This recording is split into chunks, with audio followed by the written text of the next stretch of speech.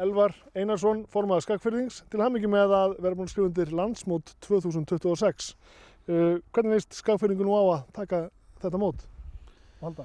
Þeim líst bara mjög vel á það. Ég held að þetta sé bara mjög gott fyrir okkur á landsbyggðinni að fá landsmót út á land og ég tala nú ekki fyrir Hólaskóla að halda þetta hér, byggja upp svæðið og hér er þó allavega aðalskólinn okkar við að kenna á íslenska hestinn og það er bara styrkur í þessu, líka fyrir sveitarfélag og ferðaþjónustu aðila í firðinum.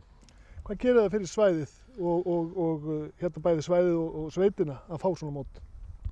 Þetta gefur náttúrulega líf í allt, það er ekki spurning, það er aukinn ferðamanna straumur og ég er alveg viss um að þetta er gott fyrir ræktendur, þeir fá fleiri heimsóknir og þetta líka gefur mönnum bara meiri innblástur í greinina.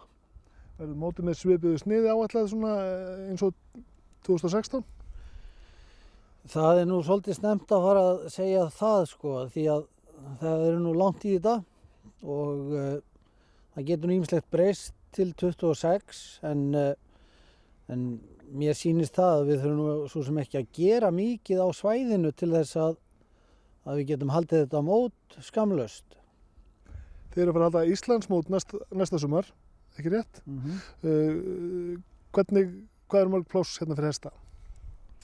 Já, bara í Brúnastaða húsinu eru 286 einstaklingsstýjur og svo er náttúrulega fleiri hesthús á svæðinu. Ég hugsa að það sé hægt að koma hér inn 500 hrossum ef út í það er farið. Hvernig gengur undirbúningur fyrir þetta mót? Þetta er svo sem bara stjórn LH á nú eftir að ákveða þetta endanlega en annars verður þetta bara basic og þægilegt. Þið stingið bara í samband og þetta er klárt? Já, sláum brekkurnar og tjaldstæðin og lögum völlinn og það er ekki stórt dæmi í mínum auga. Elvar, til hamingju með þetta. Takk fyrir.